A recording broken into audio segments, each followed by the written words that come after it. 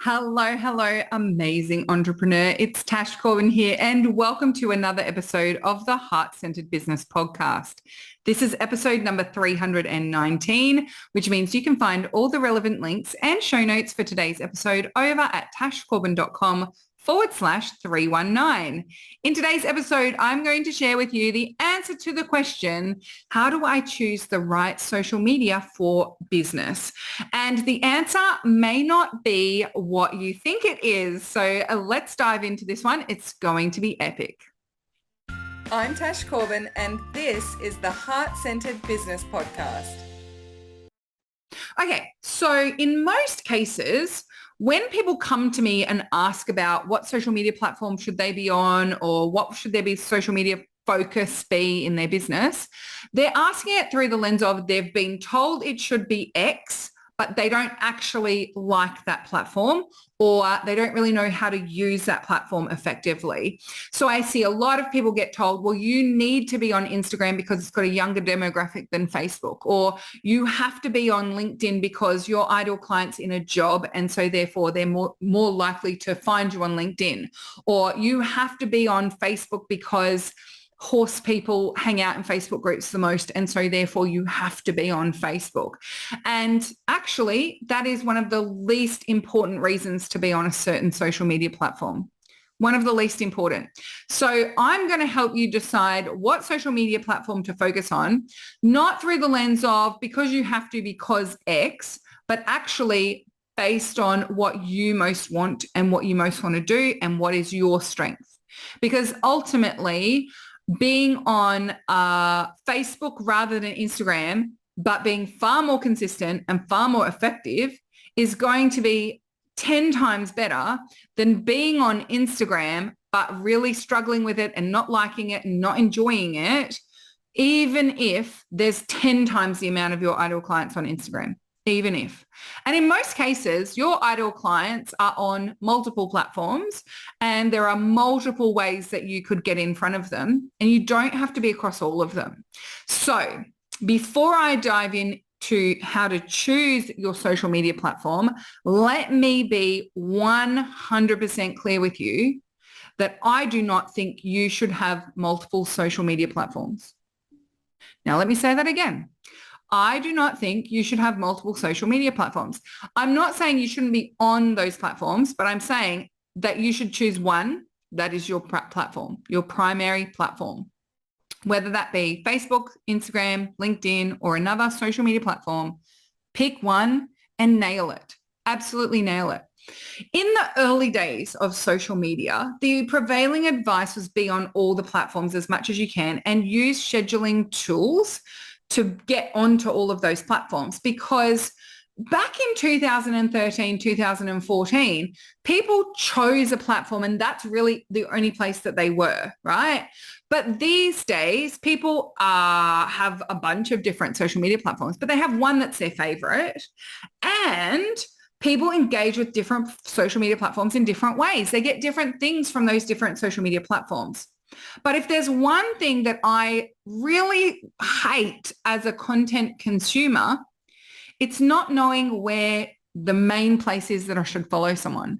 So I am a big fan of a bunch of influencers and content creators in Australia, overseas, and I know where to go and find them first and foremost. So if it's Elise Myers, it's on TikTok. If it's Abby Chatfield, it's Instagram. If it's Jeffrey Marsh, it's Instagram. If it's How to ADHD, it's YouTube, right? So I know where to go to find those people. Yes, they may have a presence in other places, but I know exactly where their number one platform is and I go and find them there. So when I'm in the mood for some Christian Hull, I go and look for him on Facebook. When I'm in the mood for some Abby Chatfield, I go and find her on Instagram. Yes, I know that like most people who have Instagram accounts push their content to Facebook as well. And I also know that most people who are primarily on Facebook push their content to Instagram as well. Like I totally understand that. Or YouTube providers have a Facebook page, or I totally get that. I totally get that.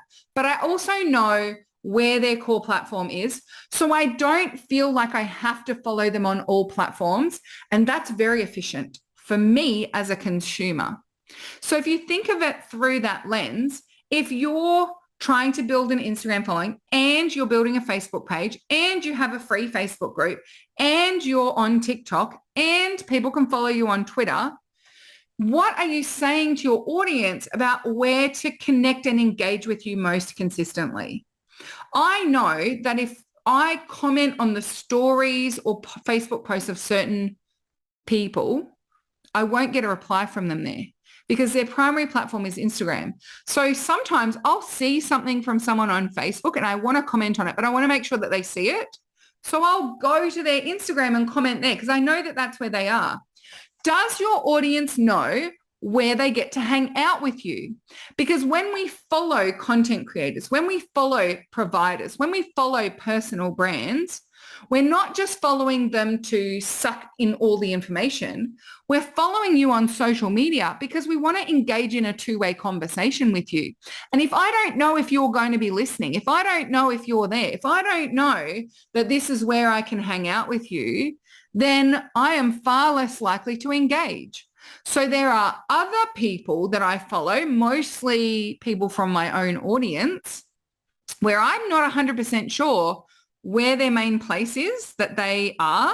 And so I do find myself sometimes going, oh, should I like that? Well, should I comment on that? Well, I don't know if this is where they hang out. I don't know. I'll just keep scrolling because my time is important. And like, I want to make sure that if I'm going to go to the effort of commenting on something or sending someone a message, I want to make sure that they'll actually read it, that they'll actually see it. Similarly, if you are shouting on the internet over and over again, everything is pre-scheduled. I just pre-schedule everything. Everything is pre-scheduled. What are you telling your audience? And what impact does that have on the nurture and lead generation stages of your client attraction process? I know the prevailing advice out there on the internet is own all the platforms, be on all the platforms, the Gary Vee approach to social media. But I don't like Gary Vee's content and I don't follow him because one, like there's a lot of toxic masculinity stuff coming up there. But two, you don't know where he is, right? Is he actually there or is that his team doing it? And in 99% of the cases, I assume it's your team doing all of this. So I'm not actually engaging with you. Remember, social media is social. So this is a reason why I'm a very strong advocate for picking your platform. My platform is Facebook. Yes, over the last year, I've been experimenting with some stuff on Instagram, but it's mostly for me being able to learn so I can teach other people Instagram strategy inside the Takeoff program and speak with confidence about the strategies that I've been taught and make sure that I've actually used those strategies myself and I know I have evidence of what works and what doesn't. But two, it's more like just playing around the edges and playing with some fun stuff. And if you follow me on Facebook and you come to my Facebook page, you know that that's where I'm going to show up live. That's where I will read all the comments. That's where I comment back the most on comments. I, do it a lot more consistently these days on Instagram, but it is not my primary platform. Instagram is not my primary platform. Facebook is my primary platform. And to be honest, I know that I'm not 100% nailing it on Facebook. So why would I divert a single minute of my social media strategy away from the platform in which I have the most momentum, the most followers, the most engagement, the most reach, to go and try and chase reach somewhere else and start from scratch? It just doesn't make sense to me. And so, it took me a long time to even decide to have a go with Instagram. I've been in business since 2013 and 2021 is when I started posting consistently on Instagram. It was a long time. And again, I must reiterate, mostly for Takeoff. I do have a lot more time on my hands than I did when I first started my business. And I do love social media. I'm a total extrovert. I love meeting people. I have missed face-to-face connection. So I'm trying to like supplement that with a lot of social media time. But ultimately, if I have 10 minutes spare in the day and I think, oh, I'll use that to spend some time engaging with my audience, I'll spend some time on socials, I will go to Facebook, Facebook, Facebook, Facebook. So in most cases, I recommend choosing one primary platform and just push content to the other platform, but make sure it's clear for your audience what your primary platform is and make sure that you're nailing that platform. So yes, I understand that there are tools you can use to push the same content out to Facebook and Instagram and LinkedIn and Pinterest and like blah, blah, blah, like you can put it everywhere. But in your desire to be on all those platforms, are you unknowingly telling your audience, like, it doesn't matter where you are, I'll come find you, instead of training your audience to come and engage with you in one space where they know they'll get a reply, where they know that they're going to get the best of your content if they follow you consistently there. And so I recommend that we focus on that one social media platform. Now, there are very few niches in which I recommend that you focus on LinkedIn as your main social media platform. And there are a couple of key reasons for this. Number one is the amount of time per day that active users spend on the platform. So whereas we see an average time per day on the platform of up to sometimes over an hour a day on Facebook and Instagram, the active time per user per month on LinkedIn is under 30 minutes. So whereas on Facebook and Instagram, active users are most likely to spend just under and just over an hour a day, depending on the platform, right? An hour a day that they're on that platform. On LinkedIn, people are likely to spend less than 30 minutes a month on the platform. There are some exceptions to that rule. So someone who's an active job seeker is more likely to spend more time on LinkedIn. Someone who works in recruitment, human resources, or LinkedIn related roles is more likely to spend more time on LinkedIn. But even let's say like a corporate woman who, is contemplating a career change, it will spend more time per day on Facebook and Instagram than she would spend on LinkedIn in most cases. So LinkedIn for me, yes, there are some great benefits and some great gains to be made from LinkedIn. But for me, one of the things that I really value on social media is attention span. I get a lot of attention span from my audience on Facebook and on Instagram. Yes, it might be easier or cheaper for me to reach them on LinkedIn, but I don't have their attention span because they're quickly checking a message on LinkedIn, quick scroll of the feed, okay, I got to get back to work, versus I'm sitting on the couch, I'm scrolling Instagram, I'm watching reels, I'll look at a few things, I'll check out Tash's stories. I get far more attention span on Facebook and Instagram, and that is the case for most niches. So in most cases, I don't recommend LinkedIn unless like you are totally hooked on LinkedIn, you're on LinkedIn all the time, your audience is on LinkedIn all the time. Like if you're completely obsessed with LinkedIn and you want it to be LinkedIn, go for it. But if you're thinking it needs to be LinkedIn because my ideal client is in a job, just check in. Are they in a job where they are on LinkedIn every single day for like extended time per day? Or are they have a good profile on LinkedIn and they check their LinkedIn messages, and the strategy that you would need to use to reach your corporate job holding ideal client on LinkedIn is a very spammy one? And is that really, do you just want to be sliding into people's LinkedIn DMs all day, every day in order to grow your business? Is that really the way that you want to show up online? Personally, not me. But if that's something you're very excited about, go and find a LinkedIn expert, go and follow them and absolutely nail it. But be clear on your decision. My number one platform is LinkedIn. Okay. So the next thing is then we are left with Facebook and Instagram as the two core platforms. Now, yes, I know TikTok exists. Like every time I talk about Facebook and Instagram, people are like, what about this? What about that?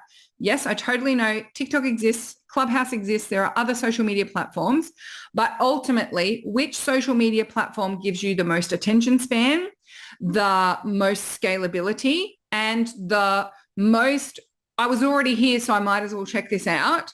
In most cases, as I said, like 99% of the cases, it's Facebook or Instagram. And in most cases, a good portion of your niche is there. I'm not saying that the most of your niche is there. I'm not saying that you have a lot of users there. But, you know, sometimes someone will come to me and they'll say, look, I much, much, much prefer Instagram, but I'm told that actually a higher portion of my niche is going to be more active on Facebook. Well, actually, if that's the case, then chances are most of your competitors are going to be primarily focused on Facebook. Sometimes it's a differentiator that you are the one on Instagram. Look at the growing number of older content creators on Instagram who are absolutely crushing it with an older demographic, because whilst older demographics are more likely to be on Facebook, those people who are in the older demographic who are on Instagram, like when they see someone who is their own age, they're totally like, oh, definitely. And they definitely lean in. Or when they see someone speaking about something that isn't to do with teenage problems, they're like, oh, finally something I can relate to, right? Or, oh, this is something that's actually going to be helpful for me. So that's why I say making the decision on what is your primary social media platform, like doesn't have to be dictated by where your audience is or, you know, what the experts say is the best platform for you. I want you to embrace a social media platform that you enjoy and that you feel like you can show up on consistently. So when it comes to making the decision between Facebook or Instagram, rather than like, where is my niche mostly, or, you know, what is it that's going to best fit my business model, or where do most businesses that sell candles focus on, right? Instead of doing all of that, I want you to ask two important questions. Question one, which of the platforms do you like the best? And break that down into, I like the creation of content on that platform, and I like consuming content on that platform the best. So when I think about like, what kind of content do I most like? I most like consuming reels at the moment. I'm loving reels. I love short reels. I think it's lots of fun. I definitely get a lot of information out of it. But when it comes to creation, I far prefer doing a longer form Facebook Live, because I find it really challenging to just talk in 90-minute vox pops, right? I don't do my best work in short sharps. I do my best work in like digging in and step-by-step strategy. And here's answering your objections. It's why my podcast and my YouTube channel do so well, right? Because that's what I am best at in terms of creation. So which platform do you like the most in terms of consuming content, but also which platform do you like the most in terms of the creating content and the types of content that work best for that platform? So longer form video doesn't perform particularly well on Instagram.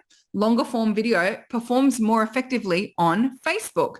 Yes, you can do Instagram lives. Yep, totally cool. So I'm not saying you can't do that medium on that platform, but there are some platforms that, you know, in some cases, some types of content that perform better on one platform over the other. Short, sharp video content doesn't do particularly well on Facebook yet, right?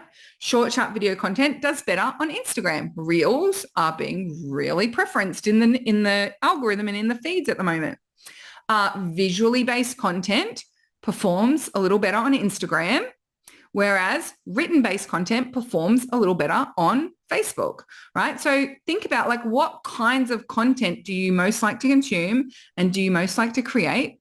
Which platform do you feel like you have the best conversations on, or you have the most engagement on, or you enjoy engaging on the most? And you get to choose what you like. There are people who say to me like, I find Instagram so vapid and it's just so exhibitionisty, and I don't resonate with that platform. I would much rather be in, you know, in-depth conversations with people on Facebook. And that's what I find happens more on Facebook. So I like it better. I was like, so choose Facebook. So choose Facebook. Whether you choose Facebook or Instagram will have very little bearing on your results. It will have very little bearing on your results. The reason why you choose it has far more bearing. So that's question number one. What do you like? Which one do you like? And question number two is, what can you do most consistently? What is it that you could do most consistently? I can jump into Facebook and show up in Facebook groups and answer questions and have conversations and participate in theme days every day for the rest of my life. I love being in community with people, having conversations, connecting with people, helping people, sharing, being in teacher mode. I could do it every day. I can do that so consistently. Remembering to create an Instagram reel that's using trending audio, I can't do that as consistently. It's not in my wheelhouse and it doesn't particularly light me up that much.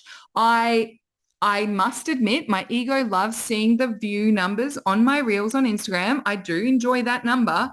But when I look at the number of comments per view, it is so small compared to the number of comments per view of my Facebook Live.